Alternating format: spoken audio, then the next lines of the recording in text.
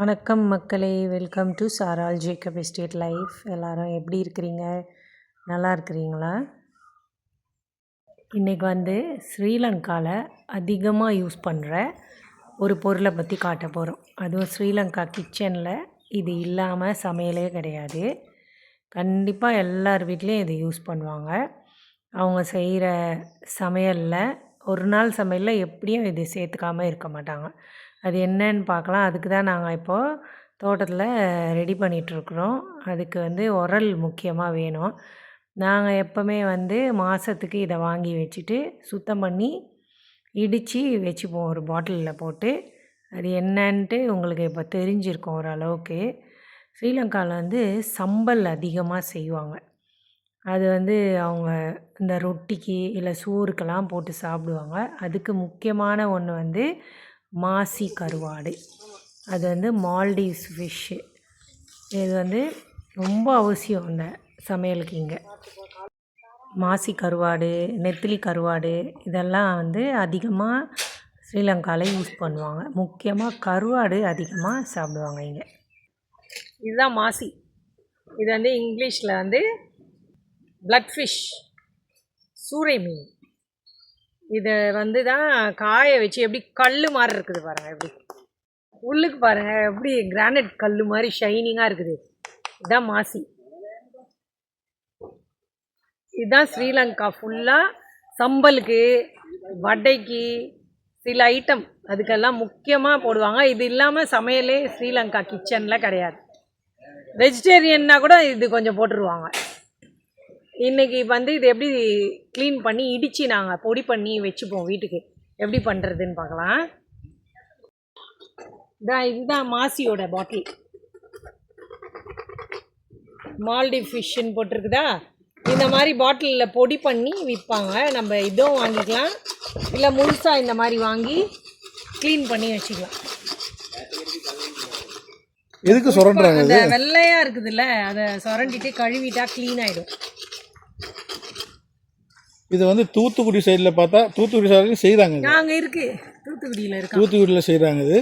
இதுக்கு பேர் மால்டீவியன் ஃபிஷ்ஷிங்க. மால்டீவ் ஃபிஷ்ஷிங்க மால்டீவ்ஸில் இதுதான் மெயின் ப்ரொஃபஷன். மால்டீவ்ஸில் அவங்க இருக்கவங்க, அது ஐலண்ட் தானே. அது நிறைய பேர் ஃபிஷர்மேன் இருக்காங்க. அவங்க செய்கிற வேலை எல்லாம் இதுதான். பிடிச்சி காய வச்சுருவாங்க. அதை காய வச்சு உலகத்துக்கு ஃபுல்லாக எக்ஸ்போர்ட் பண்ணுவாங்க. மெயின் மார்க்கெட் ஸ்ரீலங்கா தான். அவங்களுக்கு ஸ்ரீலங்கா தான் எக்கச்சக்கமாக. வேறு எங்கேயும் நான் கேள்விப்பட்டதில்லை. அப்படி மாசி விரும்பி சாப்பிட்ற இடம் கேள்விப்பட்டதில்லை. ஸ்ரீலங்கா தான் அது. இந்தியாவில் தெரிஞ்சவங்க சாப்பிடுவாங்க. ஆனால் தூத்துக்குடி, கன்னியாகுமரி சைட்லலாம் சாப்பிடுவாங்க. எனக்குலாம் தெரியாது, நான் இங்கே தான் பார்த்தேன். அதான் அவர் பாருங்க, நம்ம வீட்டு கடிக்கணும் சொல்லி சன்ஷேட் மேலே நிற்கிறாரு. இந்த மாமரத்தில் ஒரு குளவி கூடு இருக்குது. அவர் சொன்னார் என்ன கடிக்கணும்னு சொன்னார். கிண்டல் பண்ணுறாரு. கொஞ்ச நேரத்தில் தொங்குனாரு பாருங்க அந்த சன்ஷேடில். அதான் நான் சொன்னேன், ஏனி கீழே விழுந்துருச்சு.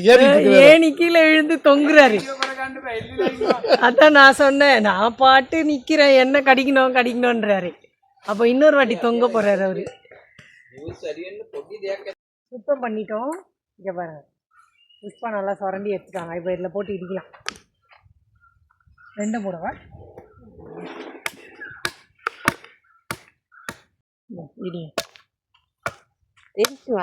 பரவாயில்ல.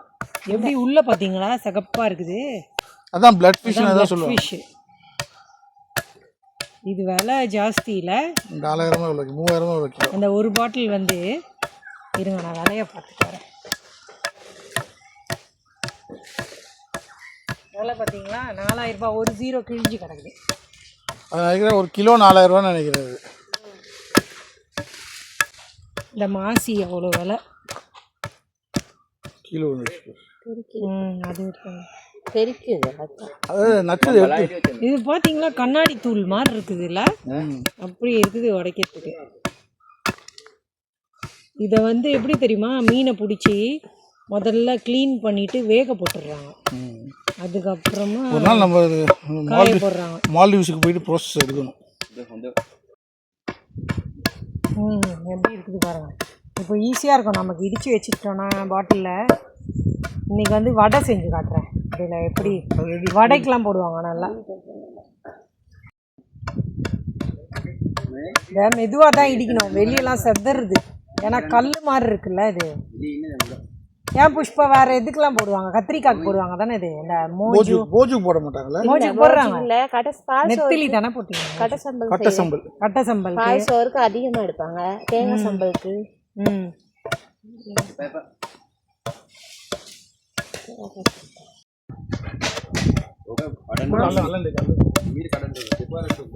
மாசி சம்பல் மாசி சம்பல் மாசி சம்பல் வெங்காயம் பொரிச்சு அந்த சில்லி பீஸ்லாம் போட்டு. எப்படி கலர் பார்த்தீங்களா உள்ள எப்படி பிங்காக இருக்குது. நிறைய பேர் கேட்பாங்க நான் வீடியோஸ் போடும் போதெல்லாம் மாசினா என்ன சிஸ்டர், மாசினா என்ன சிஸ்டர். நல்லா பார்த்துக்கோங்க, இதுதான் மாசி. இங்கே பாருங்கள், நல்லா பொடியாக இடிக்கணும், இன்னும் கூட இடிக்கணும். நாங்கள் இங்கே மாசி கருவாடு ரெடி பண்ணிகிட்ருக்குறோம். ஒரு பக்கம் மாங்காயும் அறுவடை நடந்துகிட்ருக்கு. ஏன்னா ஏகப்பட்ட காய் காய்ச்சி இருந்தது இந்த வருஷம், அதனால் மாங்காய் அறுவடை நடந்துகிட்டே இருக்குது.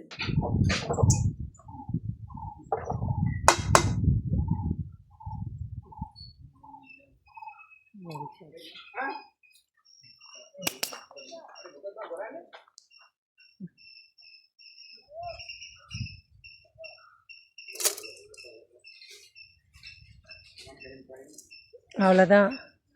இந்த மாதிரி தூள் பண்ணி வச்சுக்கிட்டா நமக்கு எல்லாத்துக்கும் போடுறதுக்கு ஈஸியாக இருக்கும். நாங்கள் இது மாதத்துக்கு வாங்கி வச்சுப்போம் மாசி, அதனால தான் இப்படி இடித்து சுத்தம் பண்ணி வச்சுக்கிறோம். மல்லிகை சாமான் வாங்கும் போது வாங்கி வச்சுருவோம் மாசி. இதை வந்து நம்ம அப்படியே கூட சாப்பிடலாம், ஏன்னா இது வேக போட்டு காய வச்சது தானே. சாப்பிடு, நல்லாயிருக்கும்.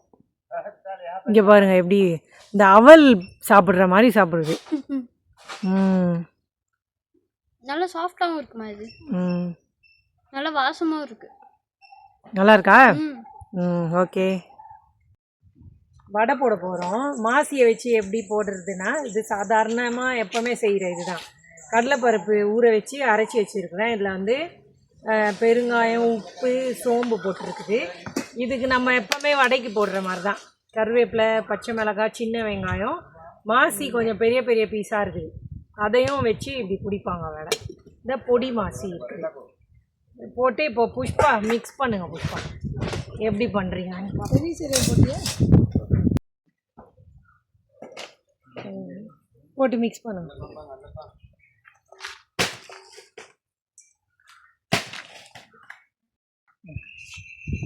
இது வழக்கமான கடலைப்பருப்பு வடை தான், அதில் மாசியை போடுறோம், அவ்வளோதான். போட்டால் அது ஒரு ஸ்பெஷல் டேஸ்ட்டு. இது வந்து நான்வெஜ் கருவாடு இஷ்டம் இல்லாதவங்க சாப்பிட முடியாது.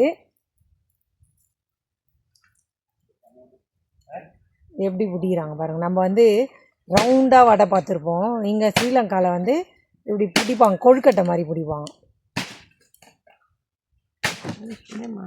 அந்த மாசியை வந்து அதுக்குள்ளே வச்சுட்டு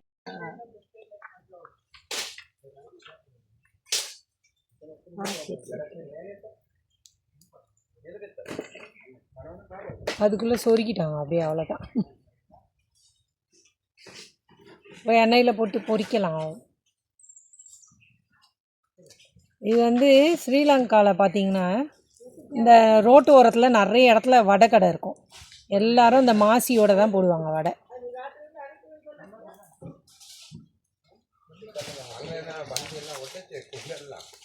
இது வந்து பொடி மாசி, பொடி பண்ணி வச்சுருக்கோம்.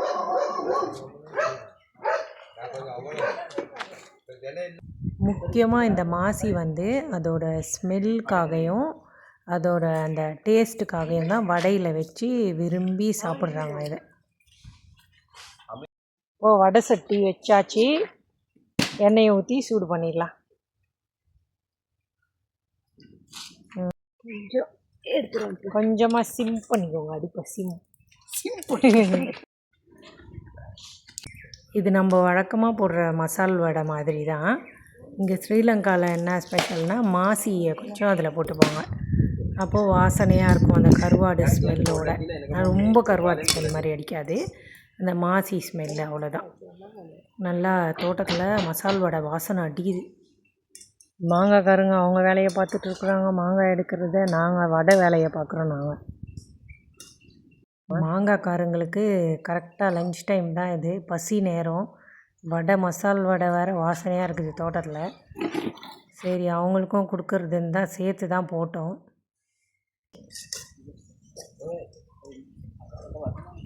சுட சுட வடை போட்டு கொடுத்தா யார் தான் வேணான்னு சொல்லுவா?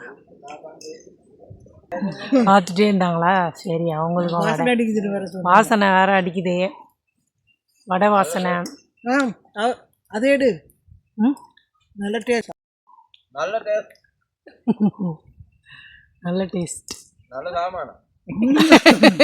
சிங்களத்தில் சொல்லுங்கள், சிங்களத்தில். தேங்க்யூ. அப்படியே பார்த்தீங்கன்னா நம்ம வீட்டு தோட்டமும் ரெடி ஆகிட்டே இருக்குது. இந்த வாட்டி என்ன பண்ணிட்டோம், நல்லா மண்ணை குத்தி தோண்டி எடுத்து அடியிலேருந்து நல்லா மிக்ஸ் பண்ண சொல்லியிருக்கிறோம். ஏன்னா பழைய மண்ணில் போட்டு போட்டு போட்டு செடி காய்கறி எதுவுமே சரியாக வர மாட்டேங்குது. இந்த வாட்டி நல்லா மிக்ஸ் பண்ணுங்கன்னு சொல்லிட்டோம். நல்லா அந்த வயலை உழுது எடுப்பாங்களே அந்த மாதிரி போட்டு நல்லா மிக்ஸ் பண்ணிவிட்டு, அதுக்கப்புறம் ஆட்டு உரம், கோழி உரம் 2 வருஷத்துது பழைய உரம் இருக்குது, அதை வந்து நல்லா போட்டு மிக்ஸ் பண்ண சொல்லியிருக்கிறோம். ஏன்னா நிறைய வாட்டி போட்டு போட்டு சரியாகவே காய்கறி வர மாட்டேங்குது. கொஞ்ச நாள் வருது, அப்புறமா செடி வந்து ஒரு மாதிரி ஆயிடுது, மண் வளம் கம்மியாயிருக்குது. அதனால் அதுக்காக இதெல்லாம் போட்டு ரெடி பண்ணுறோம் சூப்பராக. இந்த வெள்ளை பவுடர் எதுக்கு போடுறாங்கன்னா, மண்ணை வந்து சாஃப்ட் ஆக்கிறதுக்கு, அப்படியே மிக்ஸ் ஆகிறதுக்கு ஈஸியாக இருக்கும். அதுக்காக தான் இந்த வெள்ளை பவுடர் போடுறாங்க. இது சுண்ணாம்பு மாதிரி இருக்கும். இது எதுலேருந்து வரோன்னா, ஒரு வெள்ளை கல் இருக்கும், அதை பொடி பண்ணி கோலமாவு மாதிரி அதை போடுறாங்க மண்ணுக்கு. இப்போ இந்த பவுடரை வந்து எல்லா பாத்திக்கும் அந்த உரத்துக்கு மேலே போடணும். போட்டுட்டு நல்லா மிக்ஸ் பண்ணி விட்டுட்டு திரும்ப பாத்தியை செட் பண்ணுவாங்க. இது வந்து ரொம்ப முக்கியமான வேலை இதெல்லாம். அப்போ தான் நம்ம காய்கறி தோட்டம் வந்து நல்லா செழிப்பாக வளரும். இந்த மாதிரி முன்கூட்டியே நம்ம வந்து தேவையானதெல்லாம் தோட்டத்துக்கு செஞ்சிட்டோன்னா, நம்ம விதை போட்டதுக்கப்புறம் நமக்கு நிம்மதியாக இருக்கும், எந்த பிரச்சனையும் இருக்காது, நல்லா விளைச்சல் கொடுக்கும். வீட்டு தோட்டன்றது ஒரு செடி வளர்க்குறது, காய்கறி வளர்க்குறதுன்னு ஒரு சாதாரண விஷயம் இல்லை. அது நம்ம மனசுக்கு ஒரு சந்தோஷம், ஒரு நிம்மதி. அதாவது மன உளைச்சலில் இருக்கிறவங்கெல்லாம் வீட்டு தோட்டம்னு ஒன்று வச்சுக்கிட்டு அதில் வேலை செய்ய ஆரம்பித்தாங்கன்னா எந்த டிப்ரெஷன் எதுவும் இருக்காது. நமக்கு வந்து ஒரு சின்ன சொர்க்கம் மாதிரி இது வீட்டு தோட்டம். டெய்லி ஒரு 10 நிமிஷம் 15 நிமிஷம் போதும், தோட்டத்தில் ஏதாச்சும் ஒரு வேலை செஞ்சுட்டு காய்கறி பறிக்கிறது, பூ பறிக்கிறது, அந்த மாதிரி இயற்கையோடு சேர்ந்து நம்ம இருக்கும்போது நமக்கு வந்து இந்த மனசில் இருக்கிற கவலை, வருத்தம், ஏக்கம் எதுவுமே இல்லாமல் சமாதானமாக சந்தோஷமாக நம்ம இருப்போம். நம்ம குடும்பமும் ஹெல்த்தியாக இருக்கும். நம்ம கையால் போட்ட விதையில் மருந்து எதுவும் இல்லாமல் இருக்கிற காய்கறியை எடுத்து சமைக்கும் போது ரொம்ப சந்தோஷமாக இருக்கும். அவ்வளோதான் மக்களே, இந்த வீடியோவோட முடிவுக்கு நம்ம வந்துட்டோம். அதுக்கப்புறமா நான் வீட்டு தோட்டம் எவ்வளோ ரெடியாக இருக்குதுன்னு காட்டுறேன். இந்த வீடியோ உங்களுக்கு பிடிச்சிருந்தா சேனலை சப்ஸ்கிரைப், லைக், கமெண்ட், ஷேர் பண்ணிக்கோங்க மக்களே. நன்றி மக்களே, எனக்கு சப்போர்ட் பண்ணுற எல்லாருக்கும். தேங்க்யூ, பாய்.